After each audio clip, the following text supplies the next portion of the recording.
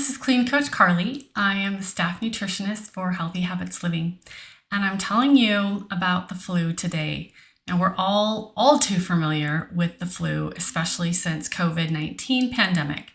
Now, the flu strain changes from year to year, and we also know that COVID can change from year to year or month to month in different strains. But the flu and COVID are separate issues. However, they usually have similar treatments and symptoms.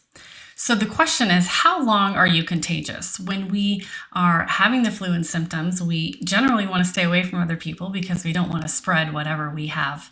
And when we're around the holidays and staying inside, which is what we usually do during the winter, it can be a big question. So you're actually contagious with the flu and the virus before you even show symptoms. So up to 3 days before you show any symptoms, you may be contagious. So you can keep that in mind. The other thing is that usually the first 3 to 5 days, you're the most contagious, and this is because you're most likely to be running a fever and getting rid of the virus that you have that's making you ill. When you hit about day 7, you become less and less contagious. So keep that in mind when you aren't feeling well or you're around someone who isn't feeling well. Now, how do we avoid this altogether?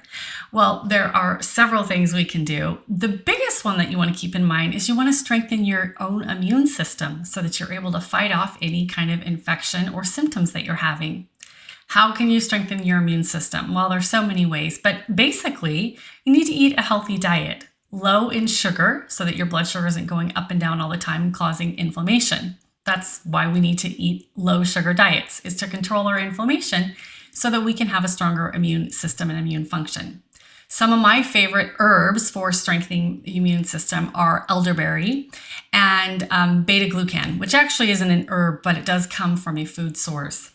The other thing to keep in mind for your immune system is vitamin D.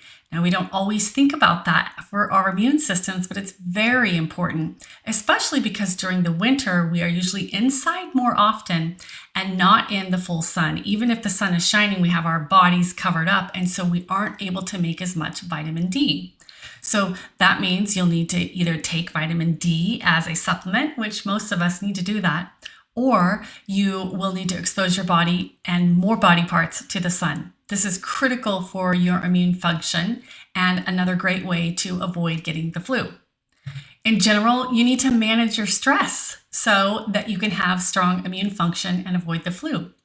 One great way to manage your stress is to get good sleep. And there's so many ways that we don't get good sleep.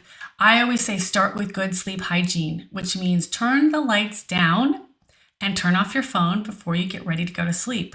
We've all heard that light affects our ability to sleep, and that is the truth. So start with good sleep hygiene so that you can get good sleep. This will reduce your overall stress levels in general because you'll be more available and able to handle the stresses that come throughout the day. Here's an easy one. Stay hydrated. This is a great way to support your immune system. During the winter, it's colder outside, and so we aren't as active maybe, and we don't think as much or as often about drinking water. So if we can just add water into our daily routine and stay hydrated, this is a great way to avoid colds and flus. And the last one is move your body, right? This is an immune stimulant. When we exercise, we're stimulating the immune cells and immune function. So when we are doing gradual or graded exercise, in other words, we don't have to do super intense high cardio, we are stimulating the immune system and helping those immune cells be more alert and more primed for getting rid of whatever's in our body that might make us sick. So those are some fairly easy and common sense ways to avoid getting the flu. Now, it is great to use home remedies, and my 2 favorite home remedies, I already said, are elderberry syrup. I make that into a nice tea. I add it into hot water. You can also take it as a capsule or a lozenge. Beta-glucan in capsule form, and vitamin D on the regular. Now, it's great to do those home remedies and prevent. And also, if you are very, very sick, here are the reasons that you would want to get immediate help from the doctor or an emergency room.